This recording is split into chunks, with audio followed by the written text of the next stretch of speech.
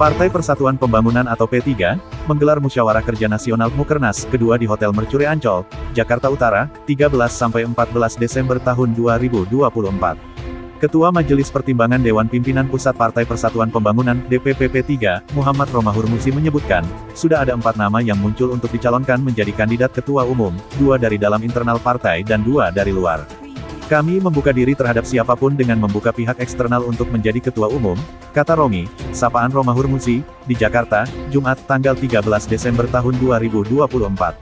Menurutnya, dari internal P3 ada 2 nama yang sudah dimunculkan oleh beberapa kader dalam komunikasi di sejumlah grup WhatsApp. Kedua nama itu yakni, Sandiaga Uno, dan Taj Yassin yang merupakan Wakil Gubernur Jawa Tengah. Kemudian kata Romi, untuk dari eksternal terdapat nama Menteri Sosial Saifullah Yusuf atau Gus Ipul, dan mantan Kepala Staf Angkatan Darat Dudung Abdurrahman. Bahkan, lanjut Romi, Gus Ipul sudah menghubungi dirinya untuk menanyakan terkait namanya yang muncul di internal P3 setelah adanya informasi tersebut. Saya mendapat suara dari berbagai WhatsApp grup yang saya ikuti di Partai Persatuan Pembangunan, sekurang-kurangnya sudah muncul 4 nama, 2 dari internal, dan 2 dari luar, tuturnya. Ia menambahkan bahwa saat ini tidak perlu menutup diri dari pihak luar, yang terpenting para tokoh ini dapat memajukan dan mengangkat kembali P3 ketika pemilu nanti. Muncul 4 nama. Dari dalam ada Gus Yassin, yang kemarin terpilih lagi menjadi Wakil Gubernur Jawa Tengah. Kemudian ada Pak Sandi Uno, yang juga pernah menjadi Ketua Bapilu kita. Bahkan Pak Sandi kemarin juga sudah sempat menyampaikan yang memang tidak secara eksplisit tetapi perhatiannya secara nasional terhadap kebutuhan P3 untuk naik kembali.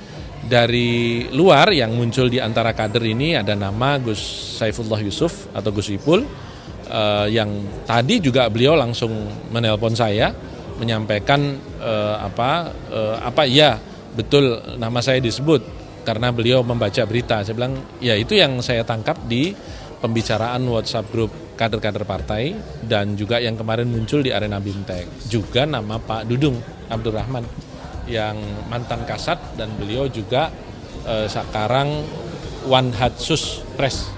Dalam kesempatan yang sama, Romahur Muzi mengatakan bahwa seruan untuk taubatan nasuha bukan ditujukan pada personal, melainkan kepada semua pengurus DPP P3 untuk meminta maaf secara kesatria karena tidak berhasil membawa parpol itu masuk ke Senayan.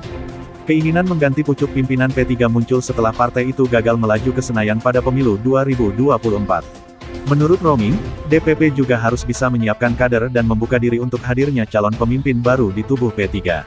Selain itu, para pengurus juga wajib mengevaluasi kinerja selama pemilu 2024 dan pilkada serentak 2024, agar apa yang menjadi kegagalan partai tidak terulang lagi pada pemilu mendatang. Kesediaan untuk secara kesatria menyampaikan permohonan maaf secara terbuka kepada seluruh kader P3 di Indonesia atas tidak masuknya untuk pertama kali P3 ke Senayan ini, dan tentunya menyediakan diri untuk secara ikhlas menyiapkan muktamar bagi hadirnya calon-calon pemimpin baru P3, baik dari dalam maupun dari luar. Selain itu juga, PLT Ketua Umum P3 Muhammad Mardiono menegaskan, bahwa dalam acara tersebut tidak ada pembahasan bursa calon ketua umum baru. Bahwa di dalam Mukernas ini saya garis bawahi, tidak sama sekali membahas calon ketua umum, kata Mardiono di Mercure Hotel Ancol, Jakarta Utara, Sabtu, tanggal 14 Desember tahun 2024. Mardiono juga menegaskan, bahwa kegagalan P3 masuk ke Senayan itu tidak berlaku personal, melainkan semua kepengurusan partai. Tidak personal, dan tidak ketua umum atau sekjen, jadi berlaku semua kepengurusan partai baik dari DPP hingga DPC dan ranting, ujarnya. Sebuah organisasi itu tidak berlaku secara personal, satu person, ya.